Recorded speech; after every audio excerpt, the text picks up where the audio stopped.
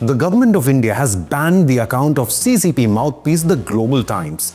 The account on platform X of the state-run Chinese media outlet has now been banned by the Modi government. The crackdown comes days after the Indian embassy in Beijing issued a public warning to Global Times, urging it to verify your facts and cross-examine your sources before amplifying what New Delhi labeled as disinformation, particularly in the volatile context of the India versus Pakistan situation. India has also blocked the X handles of China's Xinhua News and Turkey's TRT World over concerns of foreign disinformation. Global Times was blatantly pushing the Pakistani fake news agenda, with some observers saying it was an attempt to boost Chinese defense sales with fake propaganda.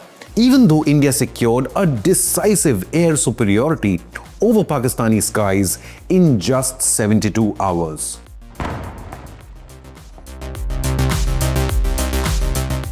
On the 7th of May, the Indian embassy in China issued a strongly worded message on X, directly calling out the Global Times for circulating unverified claims linked to India's military action against Pakistan-based terror outfits. A sharply worded reply by the Indian embassy stated, quote, "Dear Global Times News, we would recommend you verify your facts and cross-examine your sources before pushing out this kind of disinformation," unquote. The post didn't mince any words and marked a rare instant of direct diplomatic engagement with foreign media in the public domain. Indian officials believe that outlets like the Global Times play a strategic role in Beijing's information warfare, often echoing state policy through misleading narratives during sensitive geopolitical moments.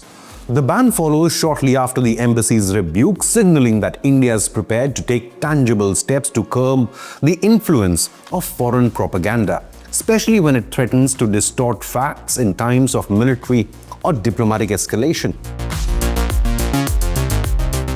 China has made another shocking attempt to play the Tibet card while targeting the Indian state of Arunachal Pradesh.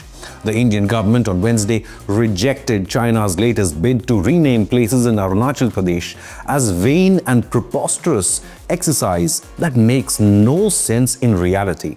The Ministry of External Affairs categorically stated once again that Arunachal Pradesh is and always will be an integral and inalienable part of India. Such efforts are absolutely rejected by us, MEA spokesperson Randir Jaiswal said in response to China's decision to give Mandarin names to locations situated inside Indian territory. He further stated that creative naming by Beijing cannot change proven facts on the ground. And he's right. If today India renames Beijing as Cuckoo Land, then it won't change the reality, will it? Similarly, China has consistently indulged in such tokenistic gestures by renaming Arunachal as the southern part of Tibet. But India did not hesitate, stating emphatically that propaganda cannot change history or geography.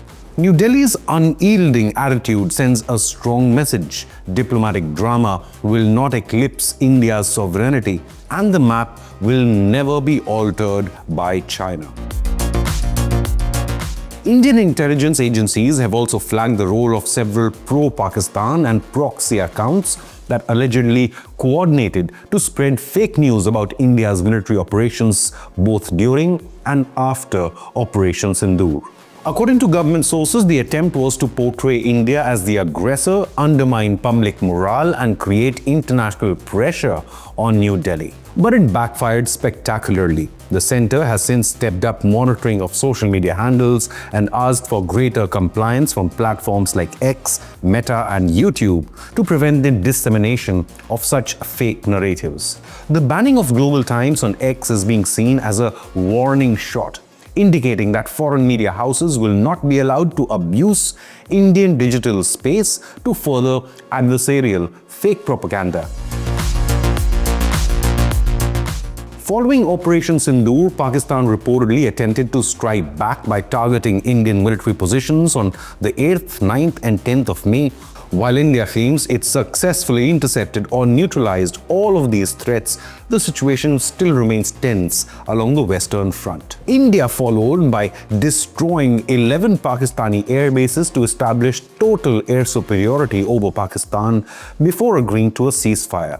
The Indian establishment is also closely monitoring cross-border troop movements, the mobilization of terror elements, and the larger propaganda war unfolding online. For India, it's no longer just about military strength on the battlefield, but also about controlling the narrative or the information war. The government's firm handling of the situation reflects a shift towards proactive cyber diplomacy, where strategic communication, digital sovereignty, and narrative control are seen as vital extensions of national security. But what do you believe? Is China provoking India on Arunachal because its Pakistan ploy totally backfired? Leave a comment with your opinion, hit the like button, and subscribe to Inconnect News.